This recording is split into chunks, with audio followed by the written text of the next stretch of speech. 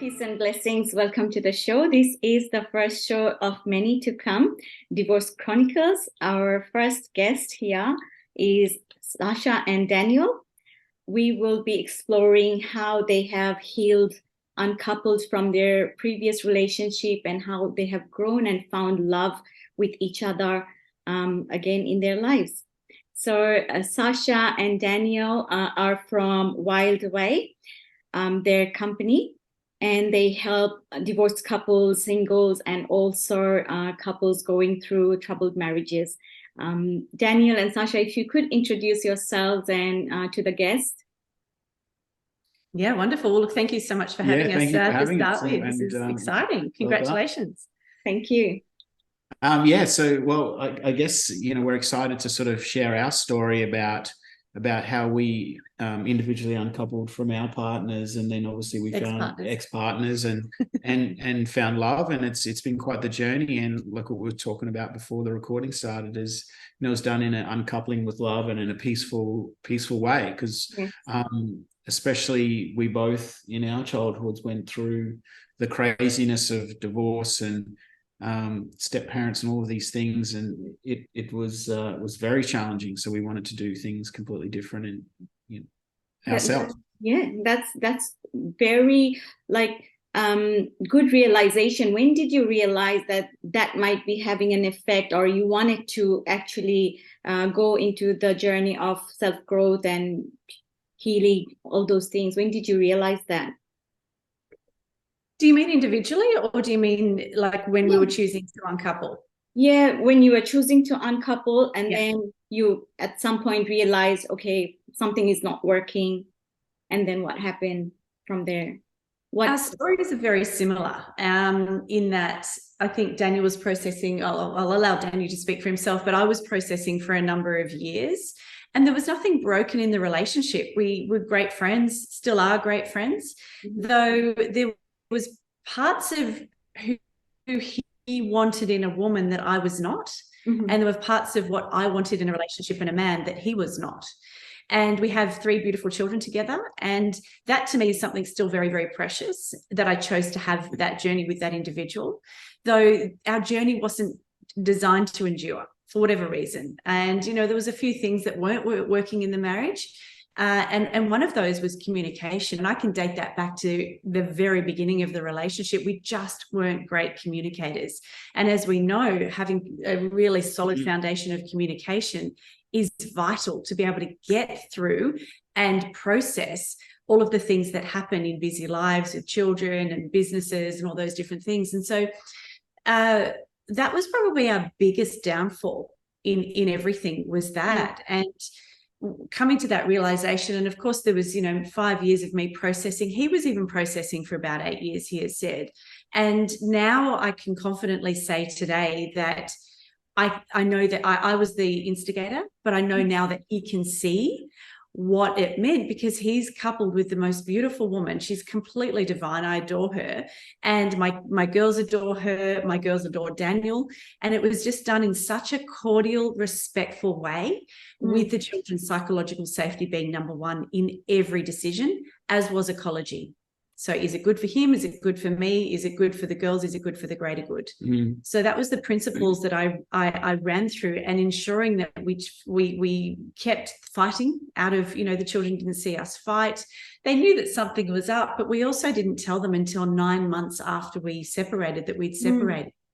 We also had separated, living in Sydney. We moved up to the Byron Bay area, already uncoupled, and decided on a beautiful family home for the girls. And so he and I cycle in and out and do 50-50 care, and we have family days on Sundays.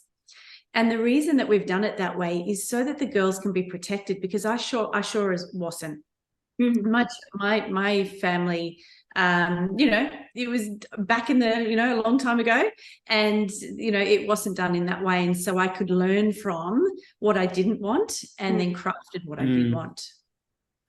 That's beautiful and so mature, that you guys were already on the path where you knew that you didn't want to let your kids know that it's going, and the the pain and the hurt of it. You didn't allow the kids to know about that until you guys were ready, and they were ready to handle it receive that message in a beautiful way when you guys were already probably, I'm not sure if you were healed or, but in a position where you can put it in a lovely way, in a loving way. Yeah. That's right. It was a very simple conversation around the kitchen table one morning where we had agreed, okay, maybe it's time to tell them. And it came from a place of casualness. It came from a place of respecting their individual reactions and emotions. And it was one that wasn't really that significant. And we spent the day at the beach as a family. And, they had different reactions throughout the day. And we were both there to support them in whichever way they needed. So for that reason, it wasn't a big dramatic event. We didn't want it to be. And we couldn't have come to that place before that because of hurts, anger, resentments, all those things that we had to talk through to be able to deliver the news in a calm fashion, and I said to my ex, look, I don't want you falling apart at the table and bursting into tears, because that's just going to show them that there's something really wrong, and or me vice versa, one of us.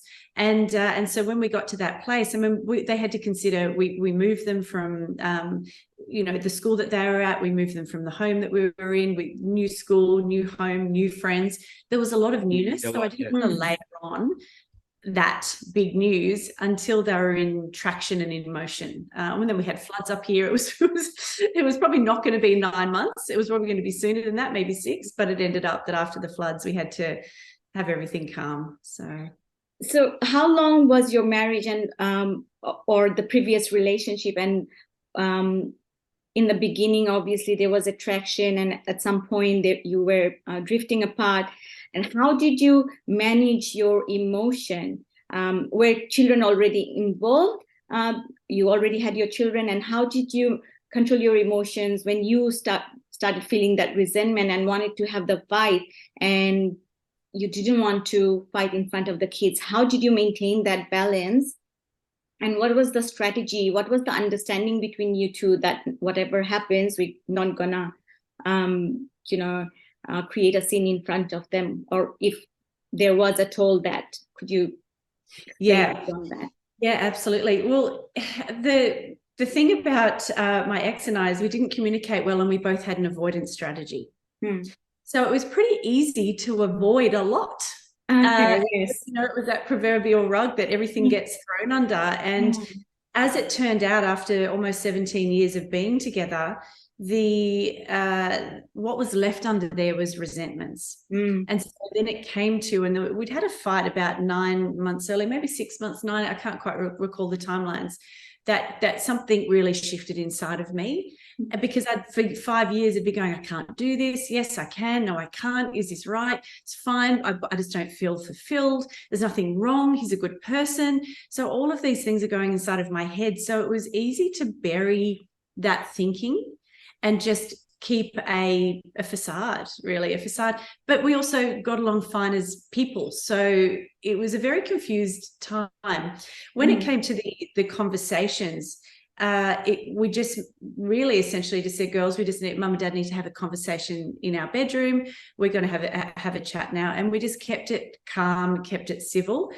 It was... You went for walks? No, I went for walks, had conversations away from the girls so that they weren't exposed to, outbursts or angriness or things like that. And, I know that some people say that children should see you fight so that then you can reconcile, but this is a different kind of fight, right? It's not even a fight. It's an unwinding of years and of thinking and of emotions. It's a very, very different thing. And so we felt that it was best done without them having any impact, because I sure as anything saw impact in my parents separating, and I just didn't want that for them. Yeah, and I think both of you having the avoidance strategy actually helped the situation a lot. Yeah. And how about Dan? Sorry, I'm just going to turn to Dan and see how he did the same things, you know, how you handled Daniel. If you could tell us a bit what, you know, drifted you apart, and how did you go from there? Our situations were very, very similar. The way that it sort of happened, I'd been sort of processing for a while, and I'd had sort of a big fight in 2019, and like I was sort of just like it broke me. And then, but I'd been sort of battling for years, going, you know, like, you know, she's a good person and she loves me, cares for me. But, you know, I was on this journey and I wanted her to come with me, and that's not what she wanted. And I realized that I wasn't meeting her needs because she wasn't happy with me. And I know human behavior and know it well. And I knew that I wasn't meeting her needs. And in result, she wasn't meeting what I needed.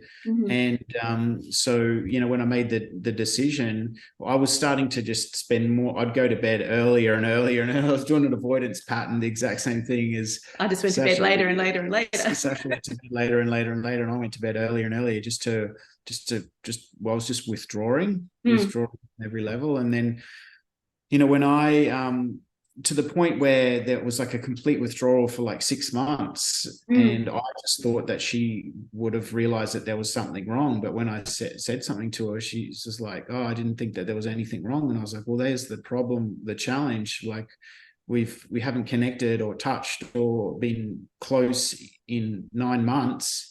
And so, so it was a little bit different for me, because I did different things. Like I was trying to stay at the house.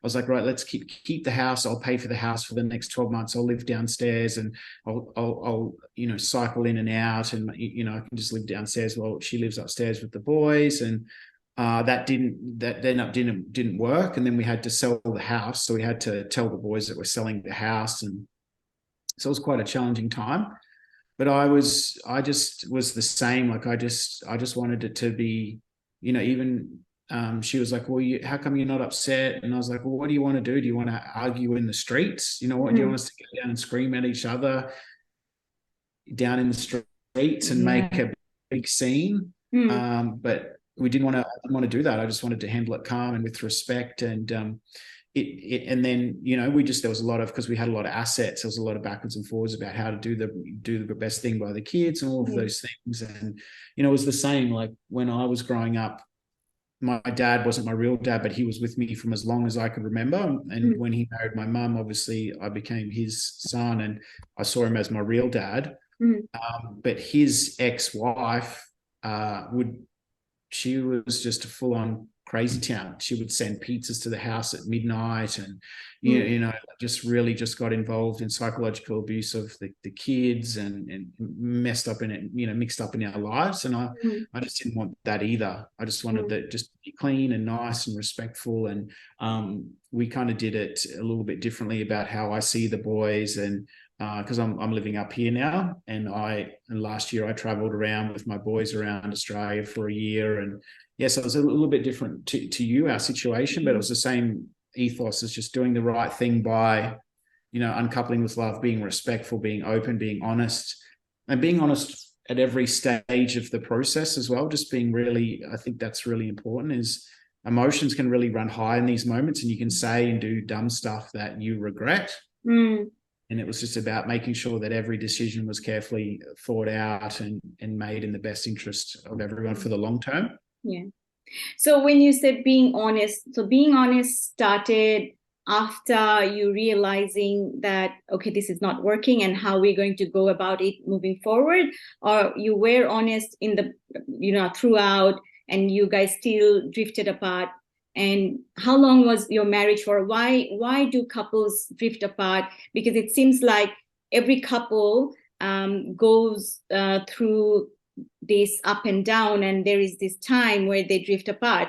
And we don't want to, you know, in our new relationship, we don't want to go through the same motion again. We want to catch ourselves, and we want to come back together.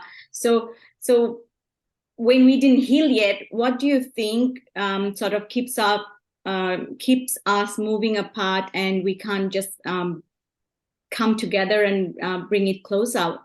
I think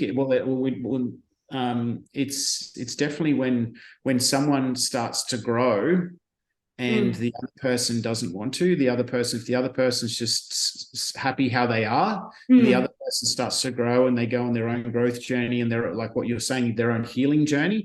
So we become different people. And this was the one thing in my relationship. I was saying to my ex, just, I want you to, come with me on this growth journey. And she didn't want to. That's not what she wanted for her life. And I can't hold that against her. And I don't. Like, that's just what she wanted for her life.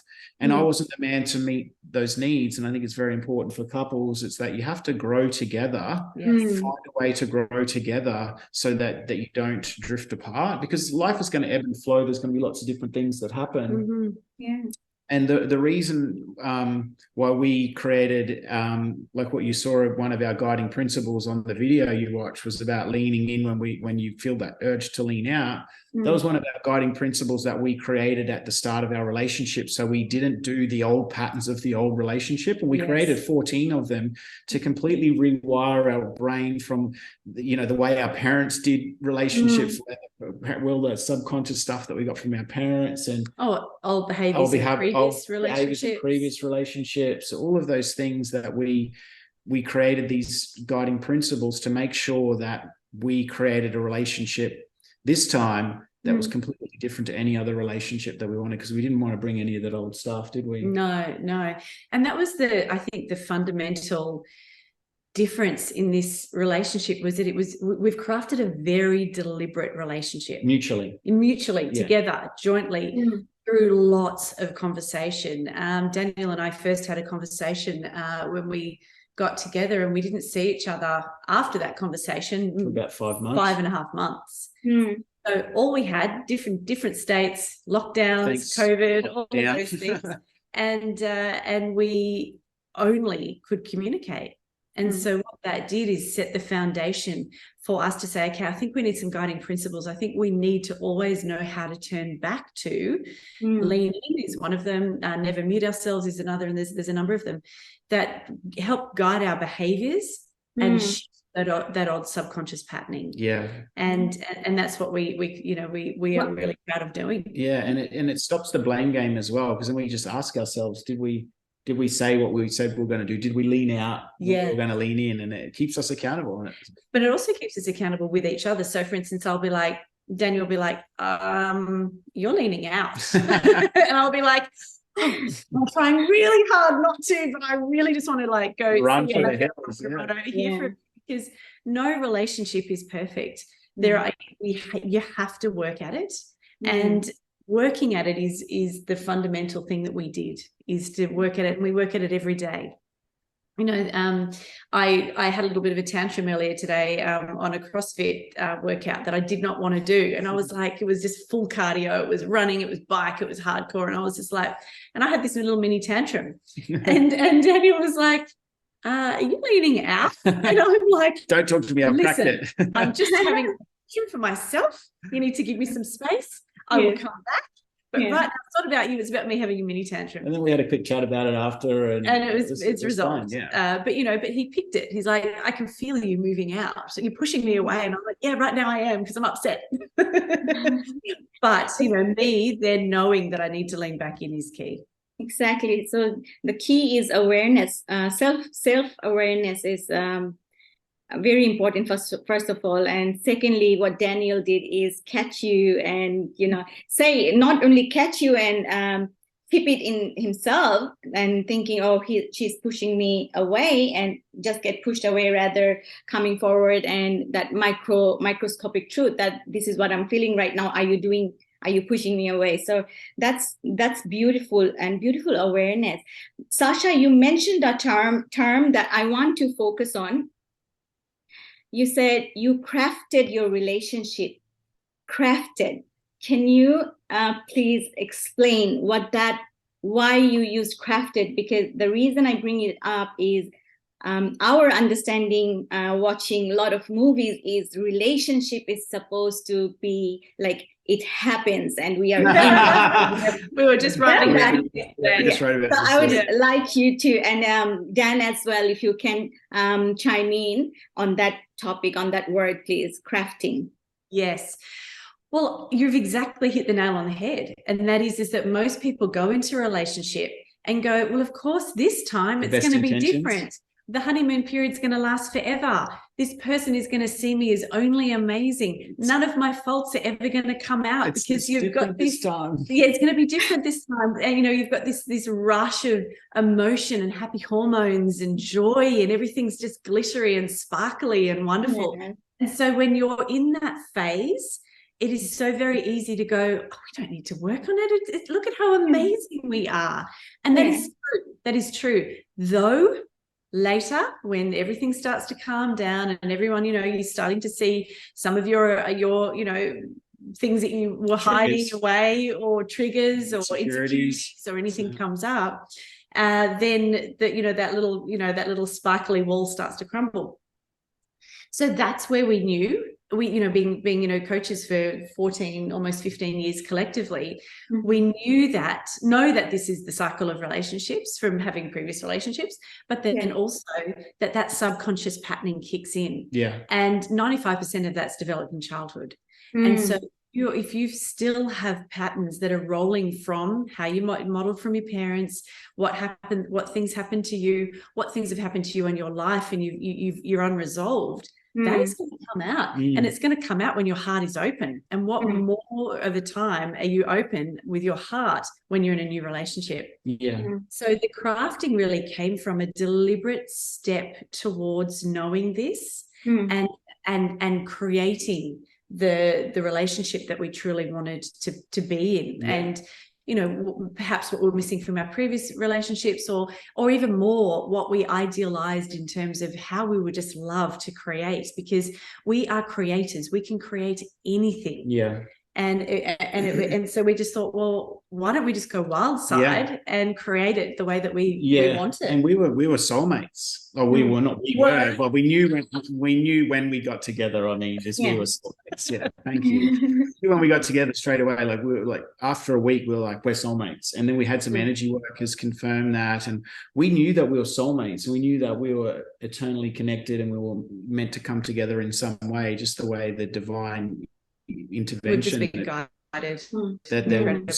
there was, but we just knew that wasn't enough. We knew that being soulmates, we couldn't rely on that. And like what you were talking about, that lean in, the pull to the old triggers was like a physical pull, because we're human behavior experts, and we've got that awareness, and we know that we're being triggered, or that's an insecurity, and it's just building up inside you to feel this physical pull to do the old thing, the old pattern. Yes. And we thought, wow, like if we have this awareness and it's still a physical pull, what about so many other people that don't even know what triggers them, or what their insecurities are, or what all of these subconscious patterns. So it's we knew that we had to craft it in a way to rewire that old way of being. And then craft it the way we truly desire. Yeah, for the life that we wanted. And what it's done, it's helped us. We didn't think we could be any more stronger, but it gets stronger and stronger. And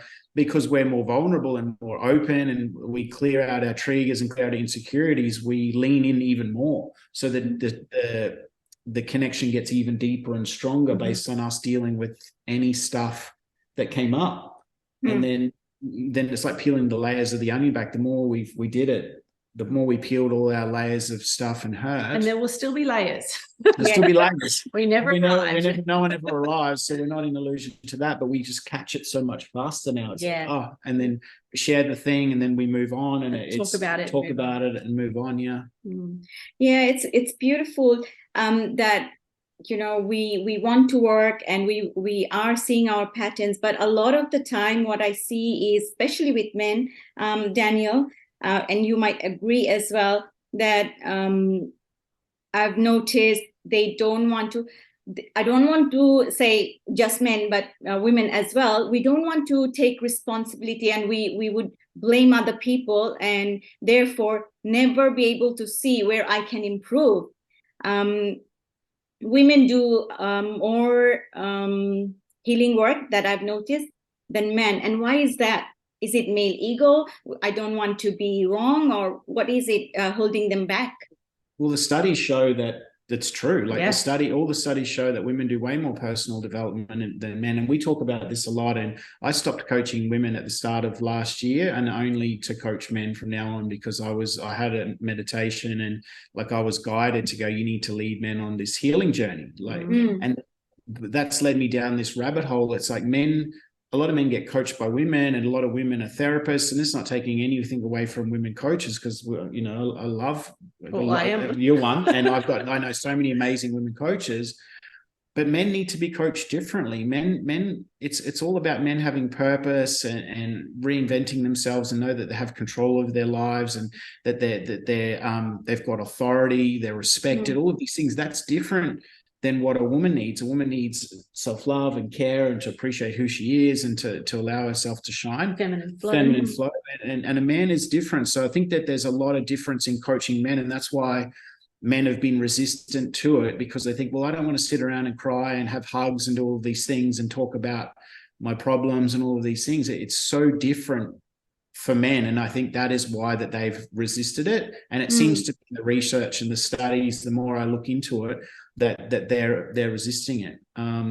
But we need strong men. We need strong men, and there's confusion around what it means to be a strong man in this world, and what it means to be masculine. So there's a lot of confusion of what a man needs to be. Now more than ever. Yeah, but a man needs to feel strong. He needs to feel like he has conquest. He needs to feel like he's respected. Purpose, that he knows his place in the world, that he's contributing. All of those things go into making what a man is. So there is definitely some resistance, and I think that is a lot to do with it.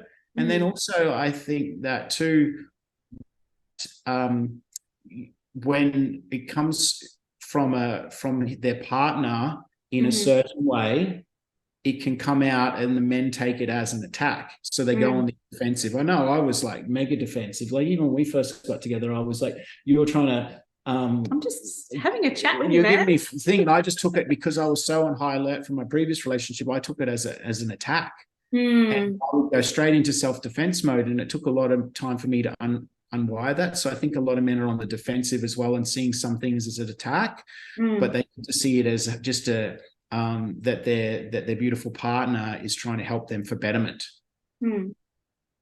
Because often these problems that men have, and the demons that they want to face, aren't as scary as what they think they are when they face them.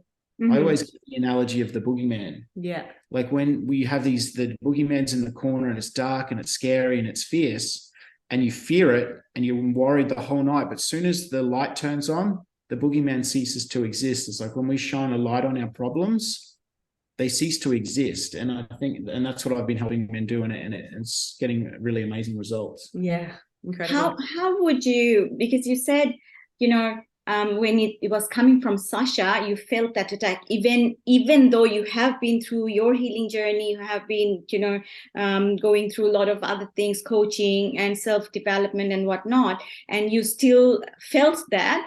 How would you suggest that a woman approach this topic to her man, that maybe let's go like the pre-frame? What pre-frame? You know how you pre-frame it? Oh, yeah. Okay, yeah. So what I learned was that, well, one thing about me is that sometimes I am not even sure of what I'm saying until I'm saying it.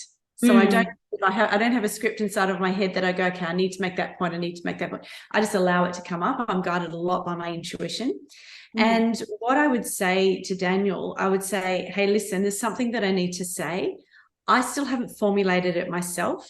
I'm not sure how it's going to come out. Please forgive my words in case I don't land on my point straight away.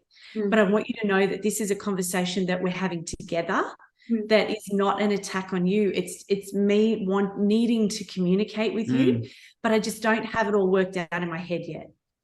And so then Daniel would go, oh, okay. So if I happen to come out and say something that was not what I intended, I'll say, hang on a second, that didn't quite sound right to me. That's not what I meant. Just bear with me and let me just let me keep talking. Yes. And so Daniel would go, oh, no, I wouldn't be on high alert because No. you're like, oh, okay, cool, we're having a conversation. Whereas sometimes it'd be like in the beginning, I'd just be like, oh my God, what have I done? And then I just completely close off, and then I'm not open to what comes next. Yeah. And then I'd be going, he'd be having a freak out, and I'd be going, hang on, you're not hearing me. Yeah. I just needed to be I was heard. just making it about me. I was Yeah. making a lot of men do that, and I'm generalizing, but I'm a man, and that we do this as a thing. We make it about us. Yeah, and I guess it's also the psychology of human being, that when we feel attacked, or when we are on high alert, the siren goes boom, boom, boom, and all I can hear is how the person is attacking me, rather than is there anything else to that as well, what the person is saying. Yeah, you missed the lesson. Yeah. Well, yeah, because you're in freak out mode, so you're not hearing correctly. You've got the fight, flight, or freeze response, and so everything's you're not hearing the words, and then you hear one word, and then make that the whole story when the other person's going, no. Yeah. We all do it. It's a human behavior trait. It's what we do. So I've learned that saying this is going to be imperfect, because I don't even know exactly what I'm saying, but I need to speak about it, has really helped diffuse a lot of, things that we've needed to talk about. And Daniel now does the same with me. He'll be like, hey, listen, I need to say something. I'm not sure how it's going to come out. And so I just start going, okay, I need to active listen. I need to make sure that I don't get any defensiveness. I just make sure I'm there to listen and hear him, so that I can understand what he's saying. Because if I just take the first couple of words of what he's saying, I'm having my own reaction over there. And again, the same scenario where he might be going, but I haven't finished.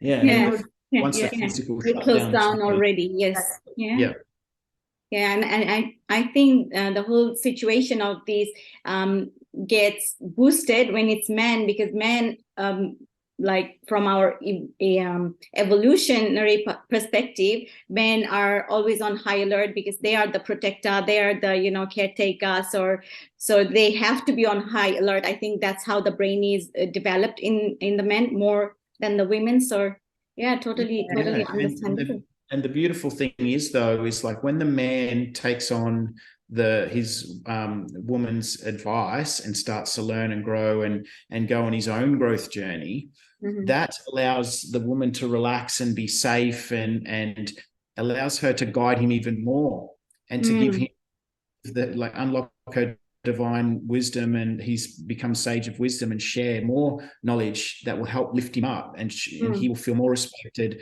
and he'll know his place, and then he will grow, and his chest will come out, because he's revered. And but that's the part. But sometimes when those messages they just don't, nothing happens, and then neither of them get the benefit.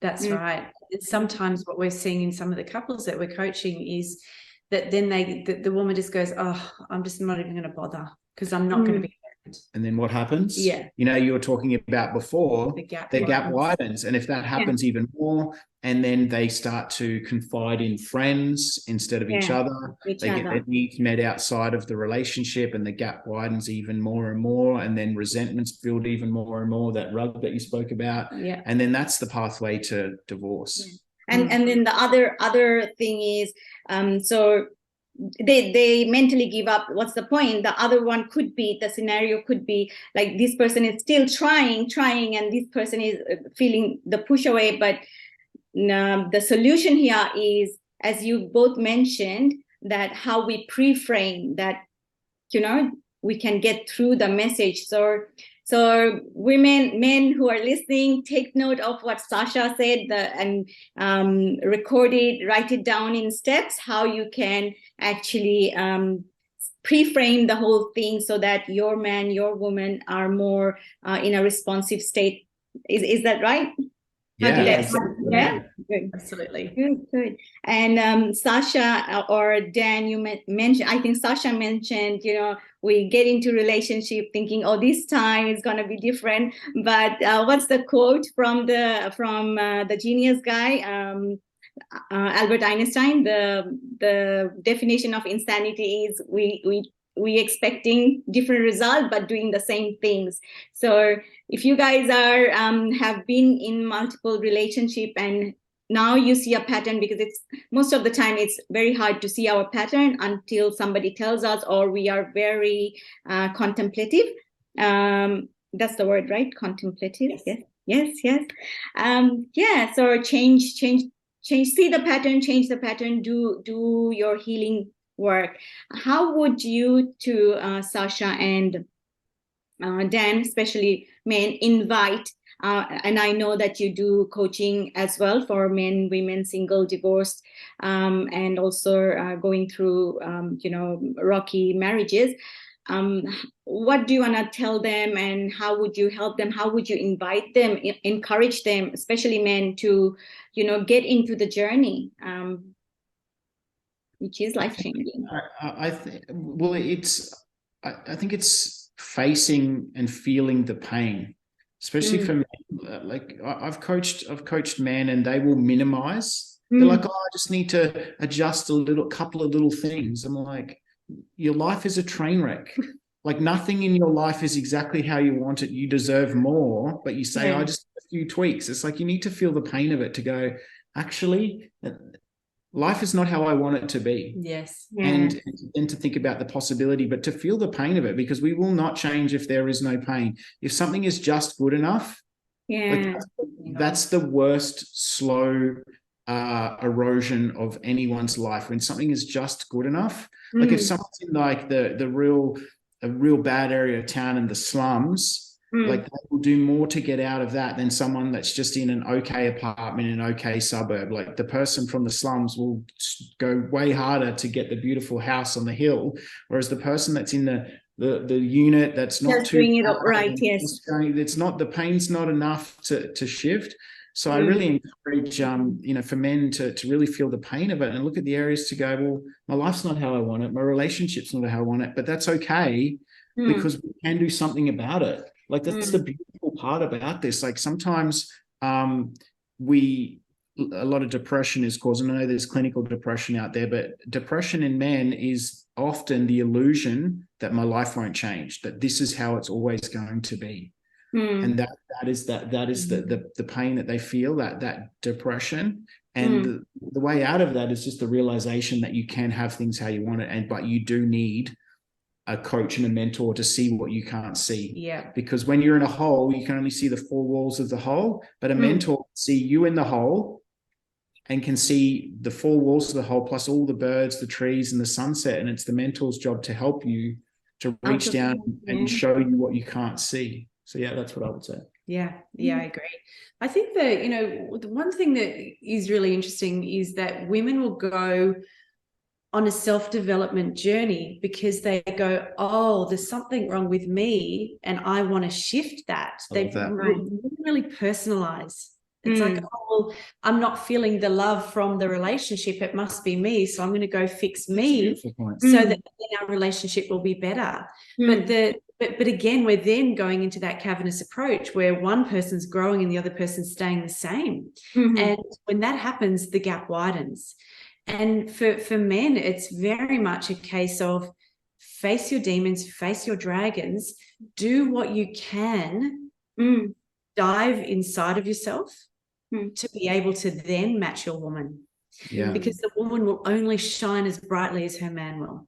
And if that man wants this shining, gorgeous, amazing woman in his life, then he has to be the king. He has to rise. He has to be the man that she needs for her to do that. So it's a reciprocation constantly in a relationship. And we talk about it as rungs on the ladder. So the more that the man opens himself up and believes that he is the man with purpose and mission and all those things that Daniel spoke of, then the woman can rise. And it doesn't mean that the man has to do it first. She can rise, but he has to then also want it as well. He has to match her. It really needs to be almost a unification, a unified approach to creating the best relationship of their dreams. And that's why our program focuses on the individual first before coaching relationship, because that's certainly actually in two of our programs that it is that, so that because everyone has their own individual journey, and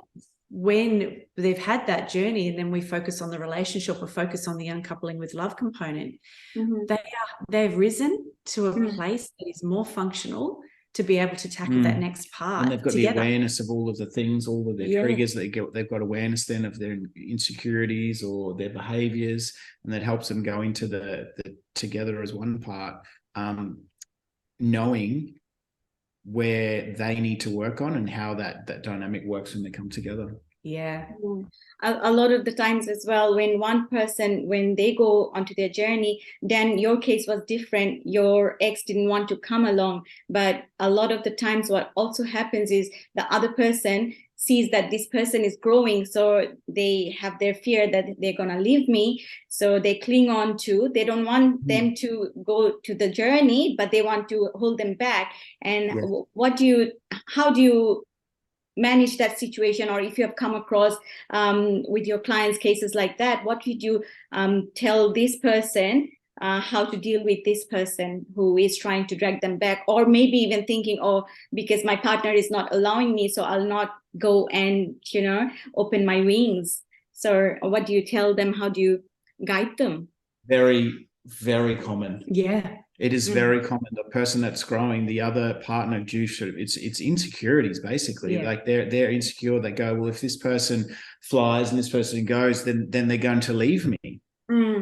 So they don't self-sabotage. They sabotage the other person's growth to the point that that person goes, well, I can't deal with this anymore. I'm just going to stop doing the thing. There's so many dream crushes out there, and it's really sad. Yeah.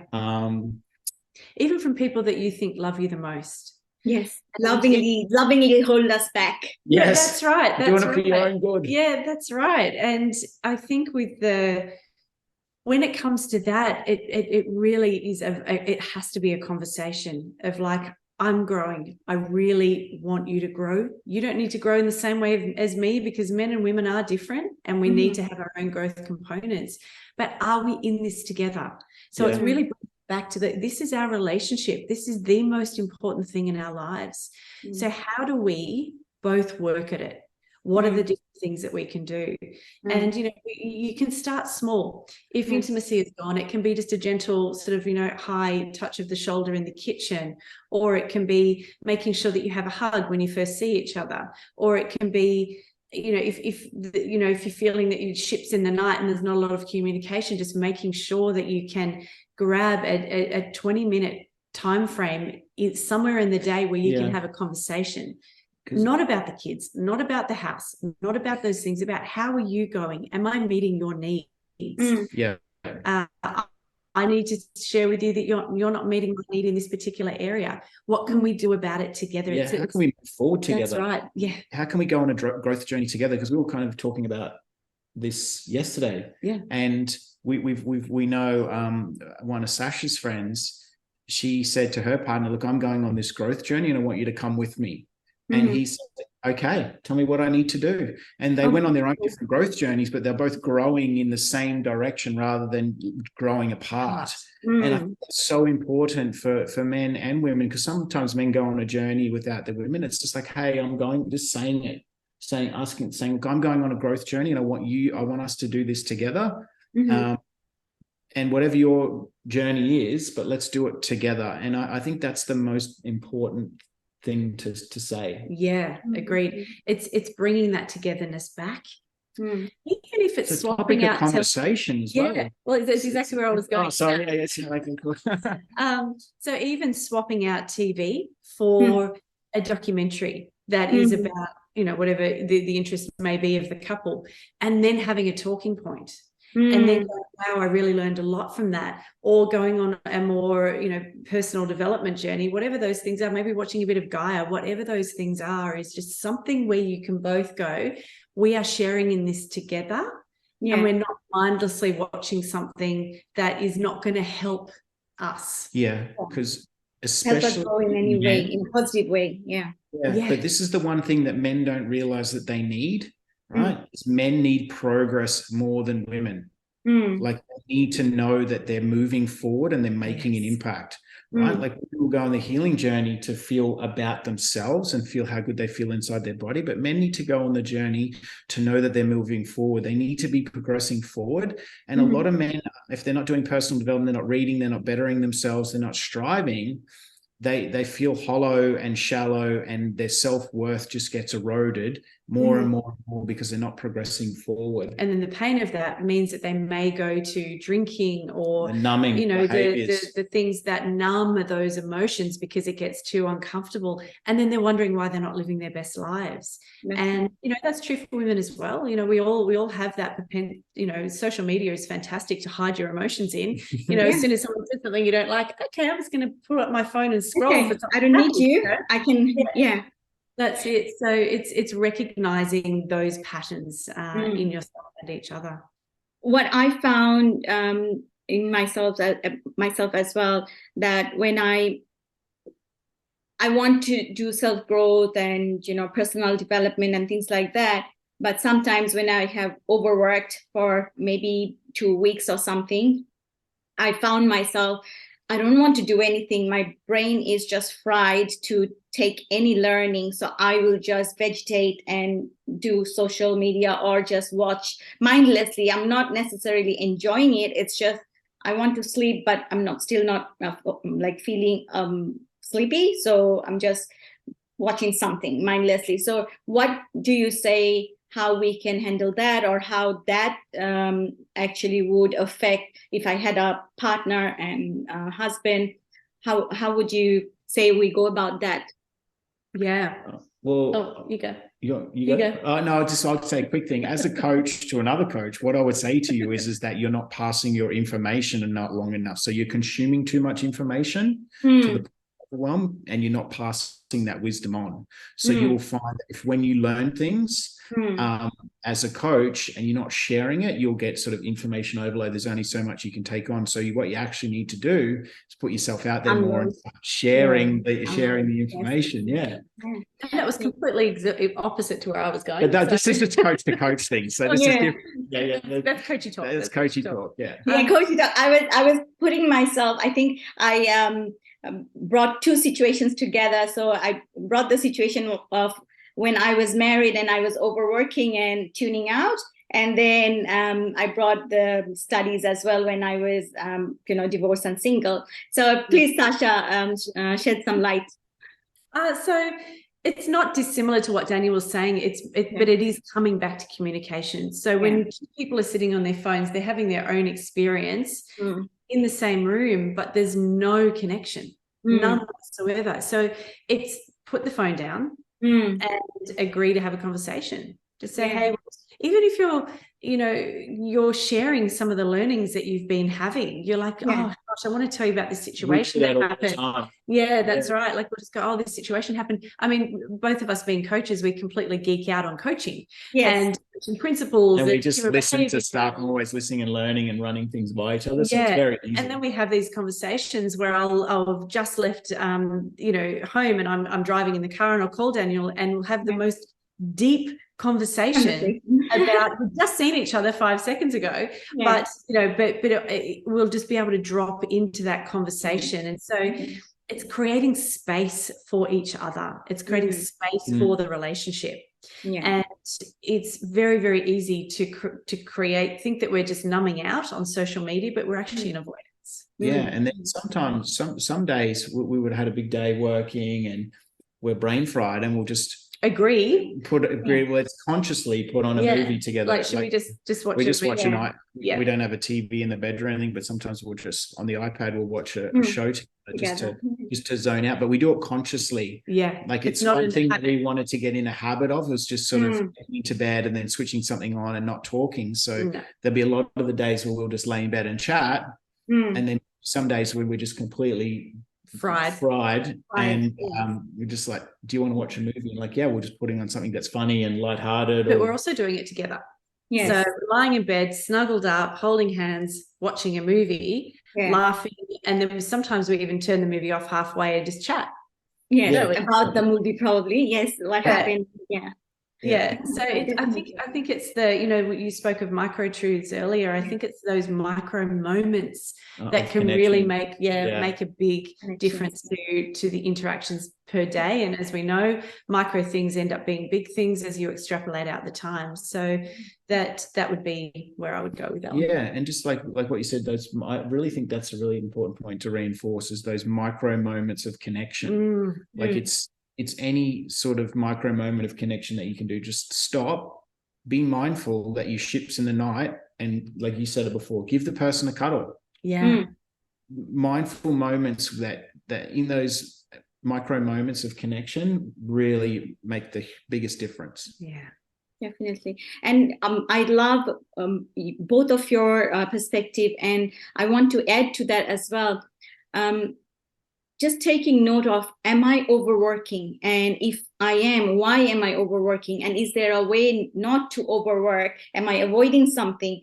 And if I'm not overworking or finding ways not to overwork, then how am I self-caring, and how I can involve my partner, my husband, my wife in that self-care moments and build connection as well. I think that's one of the things that was coming up as you were sharing your views as well.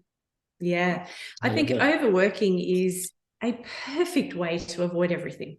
Yes. I used to overstudy, overwork, and and in the moments that my ex would come home, I'd be, oh great, someone's got the kids and I can go and do some stuff in the office. And he'd be going, it's family time. I'm like, I've had family time. I'm going to the office. So for what's really key, because Daniel and I are everything. We are soulmates, best friends, colleagues, business partners, teammates. We do everything together, and like ironically everything. And so where we often will need to go is okay, it's time now. Let's put the laptops down. It's time now that we spend some time together. And we quite like having nana naps. And so we will have a nana nap in the afternoon if we can, to lie there and just lie in each other's arms and reconnect and have a little nap and then feel better. But it's a deliberate and a conscious decision to turn towards each other, even when our days are crazy, even when we might have competing things. It's knowing when to put it down. And if you are, for people who are, overworking, it's a classic trait of men, actually. But then again, I was the overworker, is just avoiding. So it's coming clean. Yes. I'm hiding because I don't like how things are at home. I think a lot of the things are coming down to self-reflection, self-awareness, and admitting, as Daniel, you mentioned, men would minimize. So see the real picture, like admit and acknowledge what's happening. When we do that, then we are ready to see the real picture. I think only then we know where we are at, where we want, and then decide where we want to go. Do I still want to be here? But if I am in denial that actually the situation is bad, then I'm going nowhere. So coming down to awareness and what's the word? Is it self-admission, or just being truthful to oneself? Love that. Speaking the truth to self, honest. Yeah, it's key. Yeah, I want to pivot our conversation now towards the social aspect of divorce, and people who want to maybe already in a situation where they want to divorce or separate, but they're saying, but the kids, or maybe there are other issues, the society, what would people say, what would Mr. John say, Mrs. John, whatever that is. Or if I go away, I don't have the financial means to look after myself, so I'm just gonna stay and rot and still be better than being myself, being by myself. So what did you face any of those? Do your client face those, and how would you give them strength and courage to move forward, whatever way that maybe either they work on themselves or take their different paths? Yeah, this is a really big juicy one. It's a big one. It's a big one. How long have we got? Yeah, how long have we got? Exactly. In terms of that, all of those questions you will be asking yourself. If you're considering separating, you will be asking all of those questions. What is the finances going to look? What about the children? Is it better to stay? Should I go? What if I break up the family? What if I regret it? What if there's some, there are so many thoughts that can go through your mind, but hang on, I'm not thriving. And I know that there's a different love out there for me, but how can I justify that? Is that a wish? Is that a dream? Is the grass greener? Like every possible thought that you can have, you will have all of those ticks. And so it comes down to, well, I can only really speak personally because obviously we do have clients going through our programs, and each individual's tipping point will be different. Different, yes. So that's, that is really an individualized expression, though there are similarities in that as well. Yeah. For me, I just knew that if we separated in the best way that was psychologically sound for the children, that would take care of the majority of the issues. So we're not dealing with hurt, wounded children. I mean, and that's not to minimize their experience. Of course, they prefer for us to still be together. That children do. That's just a natural thing. But what are they modeling in our avoidance strategies? Yeah. Is it more harmful for us to stay together unhappy than it is for them to see both parents happy? That's a really good point. They both see both parents really happy, and they are happier. They're not having the disconnected, unhappy parents, or even not even unhappy, but not thriving parents. Now they're seeing their parents thrive, and they know that, the message to them is you can choose your life to be the way it is. And I show nothing but respect to my ex. He shows nothing but respect to me in front of the children, the way that we speak about each other with the children, so that then they can just be settled within themselves. They're not on high alert. They don't need to learn, I need to be on alert here. They just know that that's the thing. So I guess the overriding point I'm trying to make is that everything is figure outable, and that's actually one of our guiding principles. Everything is figure outable, no matter what. Yeah, and everything is figure outable. It's you've just got to put that hat on to go, how do we do this? And it may not look like societal convention. It may look completely differently. I mean, I've had the unfortunate experience of some of my friends, because I wasn't confiding in them, this is my assumption, I wasn't confiding in them because for me it was a very personal processing journey that I was on, are no longer friends. So I did get there's judgments as well. I got judgments and people hearing, things that were untrue and just not even checking in with me and my version. And it was not an easy time. I might be sound like I'm going, oh, it was great. No, it was really tough emotionally for me. It was really tough knowing that I was the person that was making this decision for the family. And it was a huge responsibility. I had to be brave and courageous every day. And but I knew that I could do it, and I knew that it was possible. And I think that belief of that, the idea that hope can drive us in times of direness is something that I really subscribe to. And for me, the hope was that this would all work out. And I even knew, I know this is going to sound really crazy, but I've got really well-developed intuition and listened to it. I knew the type of new partner my ex would attract in. It was exactly the same. Exactly. I should have written it out. You should have written it out. It's hilarious. It was it's hard for me to go, told you so, without evidence. But I knew, because I knew what kind of love he needed. And I knew there would be a woman out there to give that to him, just like I found that with Daniel. And so, it's going to be tough. It's going to be hard. It is going to test you. But I have grown as a human exponentially from doing this than staying and being unhappy and wishing things were different. Yeah, and your girls have grown so much as well. And They're thriving. Exactly. And I want to like circle back. You said sort of something about at the start. It's like, well, they don't know if they need to stay or go on their separate paths. One thing that we've taught a lot of our couples is that if there's love, like if you still love each other, you can find a way back to each other. But if what's happened by the end, like you were processing for many years, I was kind of processing for many years, and it was kind of like there was no like if went to like a coach or relationship counselor to say, we've got to find our way back to each other. There was the gap was way too wide. It was there is a tipping point. There's a tipping point, and the fight that we had, and point of no return. No return. And I think like what you said beautifully about like, is it more harmful? It ends up being more harmful to stay if you're just staying for the kids just because. But then you can unlock this whole new different way of life. And a lot of the things that we've been teaching is like, get a blank sheet of paper and go, how does our uncoupled life look? You did it in a different way, like where you cycle in and out with your partner and the girls, and they have this your ex-partner. Yeah. You're my partner. Yeah, but you know what I mean? Sorry.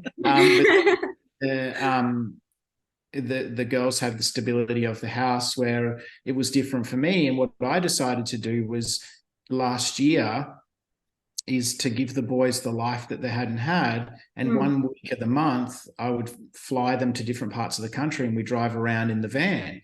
So they got to grow more last year than they've grown in their entire lives based on all of these different experiences that we had. Now, we couldn't have done that in a relationship where I was stuck and, we weren't happy with each other, we weren't thriving and all of those things. They got to see the best of me. And like I don't live in the same town as my boys, and it's a conflict for me. Not every day. It used to be every day. Now it's sort of like it comes and goes. But they see me when they see me, and they get the best version of me, and they get me 24/7 present in the moment for a full week every month, and they get the best of me. And we do all these amazing things, have these amazing connections. And even I'm like the full-time dad, which is still breaks my heart. But they get the best version of me. And they get to see me in thriving and in my prime. And I was talking to a mate that I know yesterday, and he goes, you just look like you're living your best life, and you're the best I've ever seen you, and you look healthy, and the words that you're speaking and your message to men, you're very congruent with, and all of those things. And that was really good for me to hear, but I couldn't have done that where I was. I needed, and obviously Sasha's helped me grow immensely because of who I've needed to rise up to help her rise as well. So, and the boys get to see that best version of who I am. So it's just showing our kids that you can create the life that you want. It might not look traditionally what society thinks. Everyone's got all these rules, but there's so many people following the rules of what society says, and everyone's got their own different version of how things should be. And they're too busy trying to keep everyone else happy in their rules. At the same time, they're compromising their own values. And when we compromise our own values, that is bad things happen. It's the pathway to depression, to anxiety, to all of those things. When we compromise who we are just to make society pleased. But society will never be pleased. No. And also, it's so limiting. The way society expects us to live is so limiting. What was really important to me, and I'll mirror what Daniel said, the girls have the best version of me because I am with them and excited to see them. Before, I was a burnt out mother trying to run a business. At some point during COVID, I was homeschooling 3 children. I was doing all of the running around, all of the dropping off, all of the picking up, all of the play dates, all of the you were just activities. A worker bee. Constant worker bee. And so I was exhausted, snappy, tired, not thriving in my relationship, and through no one's fault, it just was. And now they're seeing me engaged, excited, enthusiastic. I have these beautiful cuddles with them that I just kind of in the past would cuddle but not have that really conscious time with, and make sure I'm spending individual time with each of them. And then I get time where it's my week with Daniel. And I have full trust that my ex can care for our children, and they're seeing a beautiful equality of dad can perfectly well. He's a way better cook than me, so can perfectly well look after them. I'm a way better washer than him. So they have all their uniforms and skills, everything already, and they get the experience of each of us. And for me, parenting, being the sole parent, has the house is run the way I want it to run. I have no advice or impartation of how my ex runs. And he runs it the way he wants to run it. And so they're having this diverse experience. Yeah, the maximum amount of love is there from each parent. And we can be the best versions of ourselves. So it's really important. So cycling back very quickly to societal expectations, the expectation is you stay together for the children. You don't thrive, you don't learn, you don't grow, you don't develop, you just stay in the slog of life. Quo. And then children learn, life's a slog. Mediocrity. Yeah. And then they go on and mirror that in their adult lives. And I just think that life is a magical, wonderful, incredible journey, and we can craft it and create it how we wish. It's only to our own limitations of our imagination that our lives can stop. So I think it's really, really important for children and for humans, any human, to live their best life. Yes. And we cannot give from what we don't have. We cannot give from an empty cup. So we have to make ourselves better and thrive before we can, give that to others and they can soak up our energy. Yeah. And a lot of the times we are saying we are staying for the kids and we are fighting, but we don't have enough tools to fight that fight. It's not fighting against something else. It's the fight that we want to stay together. But do I have the tools? Am I using the proper tools to stay together? I'm not using the proper tools, and I'm saying now I want to stay together. But what am I giving my children? That boils down to that, I guess. Reflection and taking account of what's really happening. Yes. Yeah. Anything you would like to add before we finish up at the closing? I just think to say that you can, however you want it to look, however you want your relationship to be, you can have that. It's very hard to do it on your own. You do need support, and then when you make the ultimate decision that it's not working, that it still can be. You can still look how you want it to look. Yes. It's possible. Like we have individually different, but we decided blank sheet of paper. How could we make it work? And I think that would be my closing thing. Yeah, I would agree with that. Also, thank you so much for having us on. Thank you so much for having us. It's amazing. It's wonderful. Thank you. So if you could mention once again your company, what you do and how you can help, and who should reach out to you, please. Perfect. Thank you. So it's The Wild Way. The Wild is with an E on the end, thewildway.com. And that's our website, and you'll see on there a number of three different programs that we work with. One is called Together as One, where it's about couples who love each other and are committed. They're either new and want to tackle subconscious patterning, or they're existing relationships that have sort of somehow lost their way and want to reconnect. So that's our flagship program, because I work with the women, Daniel works with the men, and then we come together to work with the relationships. So that's a beautiful program for those who just need those extra tools. And the success that we've had in that program has been remarkable. Then we also have Uncouplling with Love, and it's a program for people who have decided that they would like to separate, and it's actually for parents who would like to separate, who want to ensure that there's ecology and the psychological safety of the children is number one. Again, an individual journey, the women with me, the men with Daniel, and then we come together for another series of sessions there, so that they can come together and craft the future that they want. That's best for it looks different, but but there's still love there as well. And then we've got Healed to Love, and that's for people who are single, who want to attract in a new kind of relationship than ever before. They want to attract the old version. So they want to heal some of the things that they need to heal, so that then they can go on and attract. And that's a work in progress. It's a work in progress, that one, where we're working on that as we speak. That's beautiful. So viewers, if you want to get in touch, you heard that wildwithan.e.com.au. is it? Yeah. The Wild Way. Yeah, the Wild Way. Yeah. Wildway.com.au. So get No, it's just .com. Just .com. Not just .com. All right. Yeah. And Instagram, we've got Instagram as well. It's _ the Wild Way as well. With an E. Okay. Thank you so much, Sam. May the Almighty Creator of the heavens and the earth and beyond accept this effort from us. And may He make it beneficial for generations to come, and for you and for me. And may He put blessings in it. Peace and blessings be with you.